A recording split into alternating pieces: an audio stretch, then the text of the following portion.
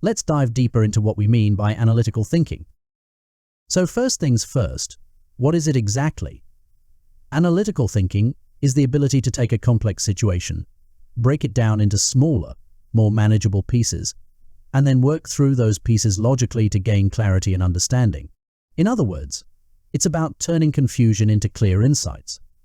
Imagine being handed a tangled ball of string. That's your complex problem. Analytical thinking is your way of carefully untangling it, piece by piece, until everything makes sense. But why does this matter? Well, we live in a world full of information and data coming at us from all directions. It can be overwhelming.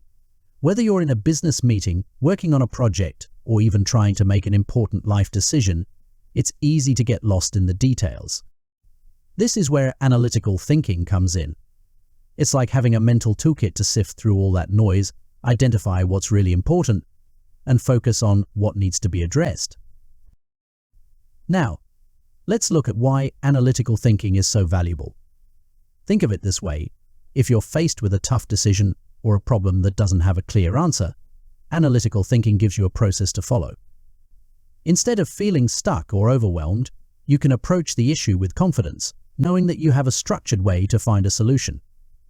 It's a bit like being a detective, gathering clues, piecing them together, and uncovering the story hidden underneath. This skill is incredibly useful in your professional life. Whether you're in management, finance, marketing, or any other field, you're constantly making decisions that have real-world consequences. By learning to think analytically, you'll be able to make better, more informed decisions. And beyond work, this kind of thinking helps in your personal life too, whether you're figuring out the best way to budget, plan a trip, or even choose the right school for your kids. One of the best parts of analytical thinking is that it's not just about numbers and data, though those are definitely part of it. It's also about understanding human behavior, reading between the lines, and recognizing patterns that might not be immediately obvious. For example, let's say you're trying to figure out why a particular project isn't meeting its goals. Analytical thinking allows you to dig into the details. Maybe the issue isn't the team's effort, but rather a misalignment in resources or unclear objectives. Throughout this course, we're going to explore the core components of analytical thinking. We'll start with how to deconstruct complex problems into smaller, digestible pieces. You'll learn to spot patterns and trends, interpret data, and make decisions that are based on solid evidence. We'll also look at how to ask the right questions, because sometimes getting to the heart of the issue is more about the questions you ask than the answers you find. By the end of this journey, you'll have a toolkit of strategies to use whenever you're faced with a tough problem. Whether it's figuring out a work challenge, making a big life decision, or just trying to be more effective in your everyday problem solving, you'll be able to apply what you've learned here. So, buckle up. We've got a lot to cover, and I'm confident that by the end of today's session, you'll walk away with skills that will not only make you a sharper thinker, but also a more effective decision maker in every aspect of your life. Let's get started. Now that we have a clear understanding of what analytical thinking is, let's take a closer look at the core components that make up this important skill. You see, analytical thinking is not just about solving problems. It's a structured way of thinking that helps you break down complex issues and look at them from different angles. Let's dive into how we can do that. Understand the context. The first step is to really grasp the situation you're dealing with. This means understanding the context, the data you have, and the key variables involved.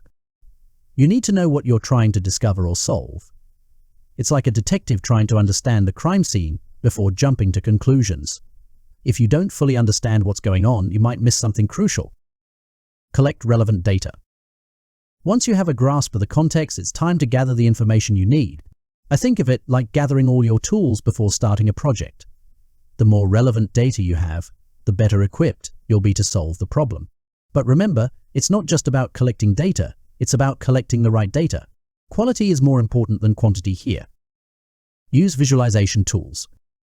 One of the best ways to make sense of data is to visualize it.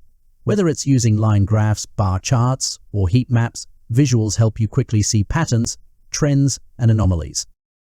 Let's be honest, it's much easier to understand data when you can actually see it laid out in front of you, rather than just staring at a spreadsheet full of numbers. Look for recurring themes. Next, you want to identify any patterns or recurring themes in your data. This is where the magic happens. Finding patterns helps you predict future outcomes and make more informed decisions.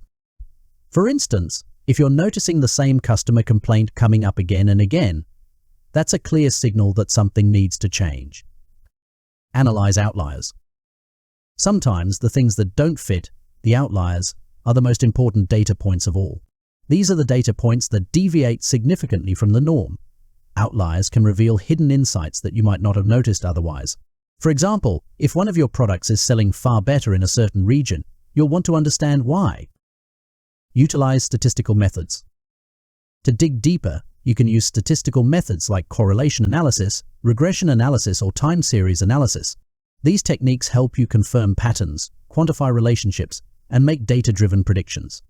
Now, don't worry if you're not a math expert, we're going to keep it simple and focus on the practical side of things. Draw conclusions. But finally, once you've gathered all your data, found your patterns, and analyzed the outliers, it's time to draw conclusions. This means summarizing your findings and identifying what they mean for your decision-making process. Remember, it's not just about having data, it's about understanding how to use that data to drive results. So, these are the core components of analytical thinking. By mastering these steps, you'll be able to tackle any problem systematically, whether it's in your work or in your personal life. We're going to explore each of these components in detail throughout this course, so get ready to roll up your sleeves and dive in.